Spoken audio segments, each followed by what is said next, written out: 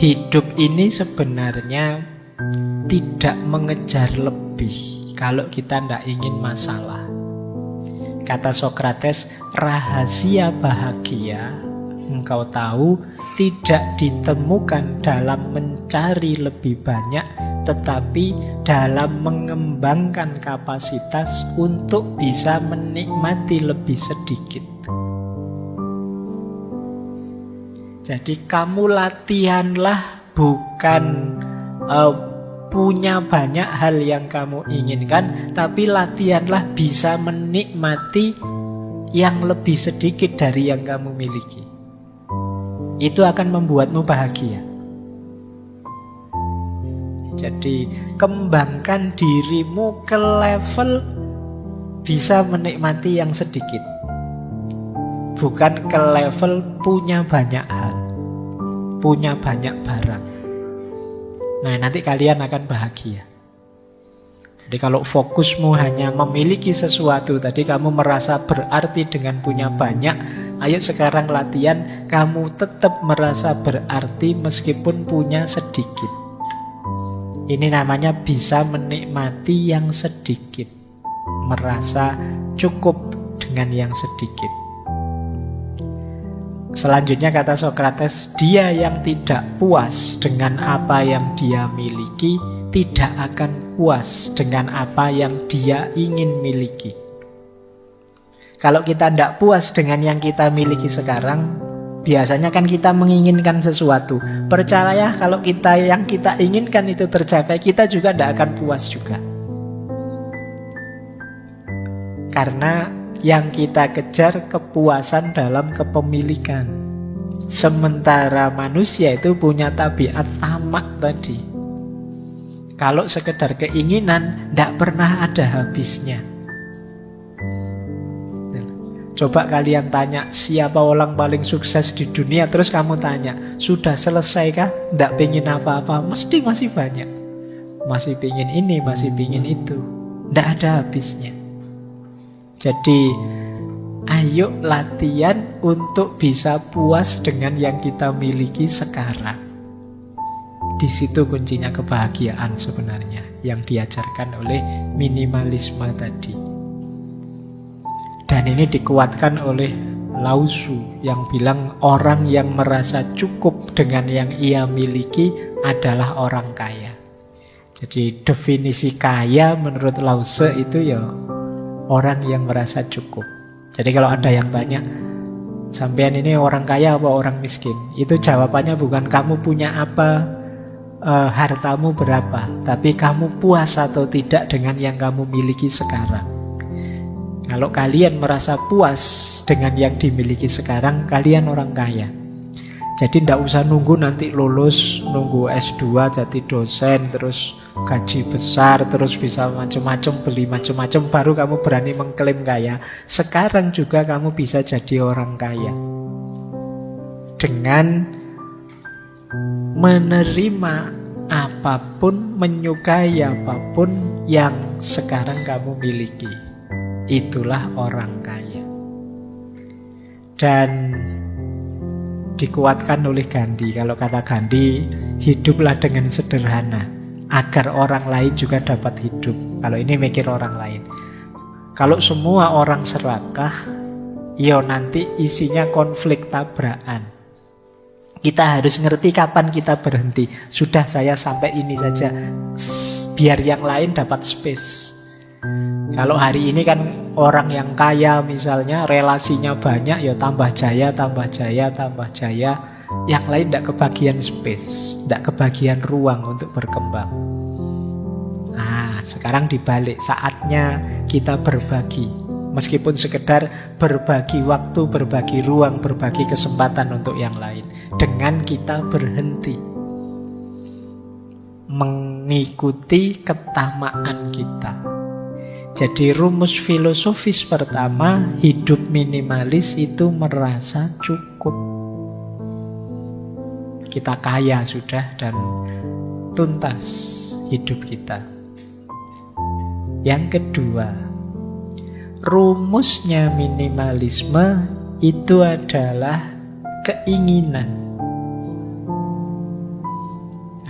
Jadi kita diminta membedakan antara keinginan dan kebutuhan. Ada quotes dari Diogenes, teman-teman mesti hafal, filosof nyentrik ini. Kata dia, sifatnya dewa-dewa itu tidak butuh apapun. Karena dewa sudah mampu segalanya. Nah, berarti apa? Kalau kamu ingin meningkat kualitasmu seperti dewa, kamu tidak usah menginginkan apapun.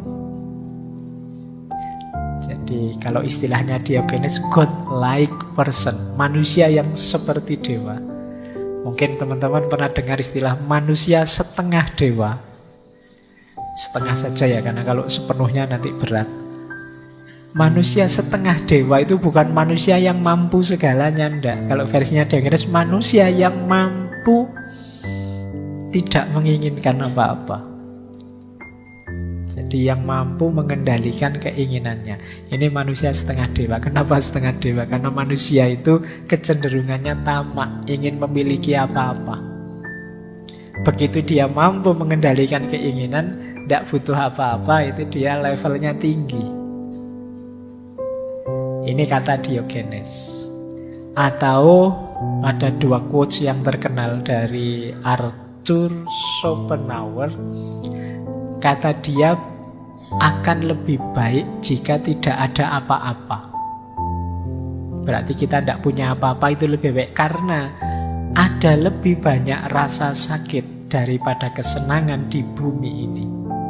Setiap kepuasan hanyalah sementara, menciptakan keinginan baru dan kesusahan baru. Jadi kalau kita mencapai satu kepuasan tertentu, kalau itu levelnya manusia, itu kan sifatnya sementara. Terus kita ingin lagi, ada keinginan baru. Kalau ada keinginan baru, ada kesusahan lagi yang baru. Ini filsafat kehendak atau filsafat keinginan dari Arthur Schopenhauer. Jadi kata dia, hakikatnya hidup itu menderita. Kenapa? Karena kita menjalani hidup dengan dasar keinginan. Orang ingin ini kan sakit. Ingin itu kan berarti ada sesuatu yang ingin dia target dan belum terpenuhi. Itu kan menyakitkan. Pengen punya mobil, pengen punya pacar, pengen lulus cepat. Itu kan keinginan berarti belum terpenuhi. Diri kita merasa sakit, menderita, sampai keinginannya terpenuhi. Sementara ketika keinginan terpenuhi, manusia kan tidak selesai. Ada lagi keinginan yang baru, menderita lagi. Sekarang teman-teman mati-matian ngejar biar lulus cepat misalnya. Begitu wisuda lulus, apa selesai? Kan enggak. Ingin segera dapat kerja Pak, ingin segera ketemu jodoh Pak, ingin segera ketemu jodoh bener nikah. Apa selesai urusanmu? Masih panjang ceritanya, masih banyak keinginan-keinginan yang baru.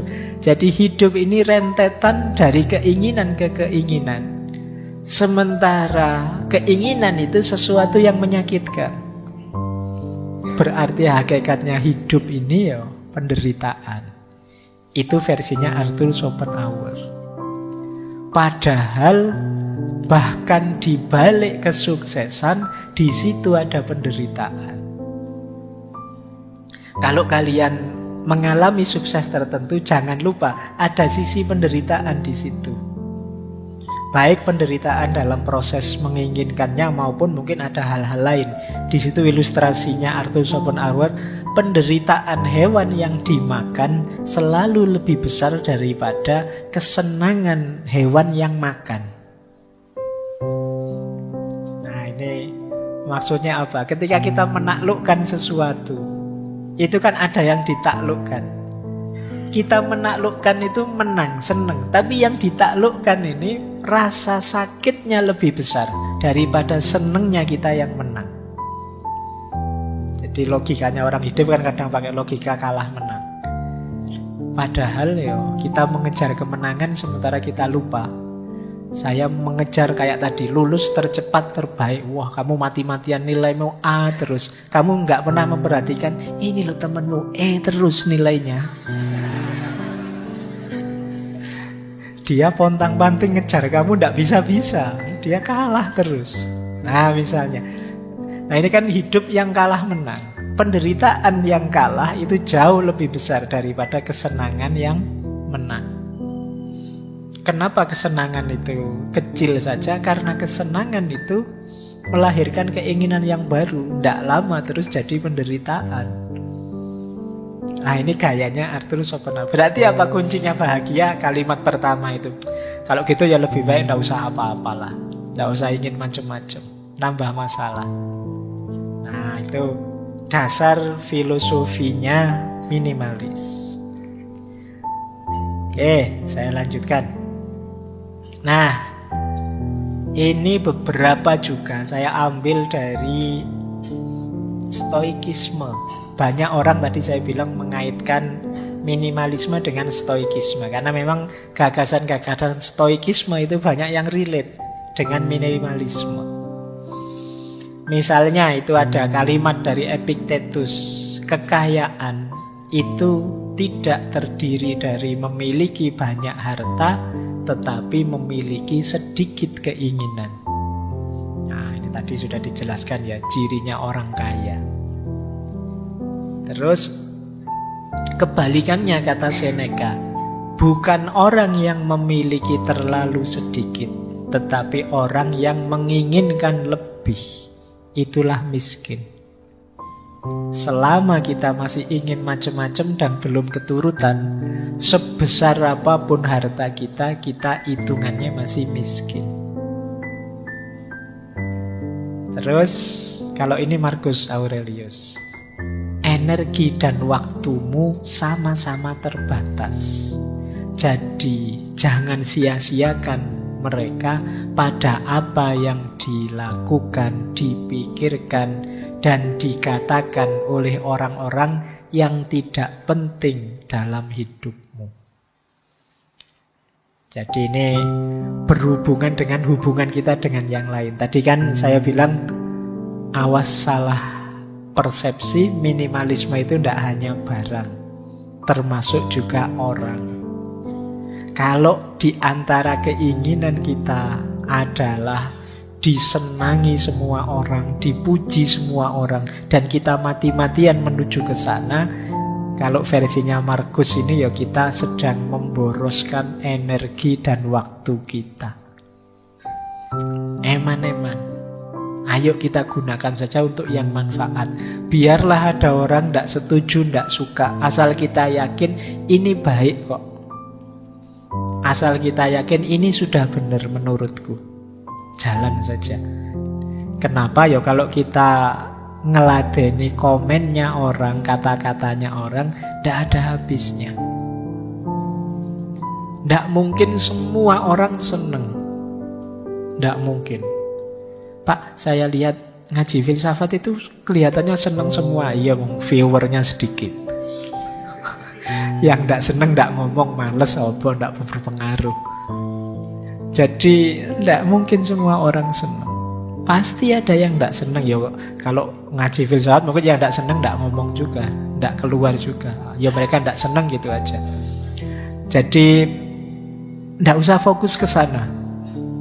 Kalau mikir ke sana nanti jangan-jangan waktu dan energimu habis untuk yang tidak penting.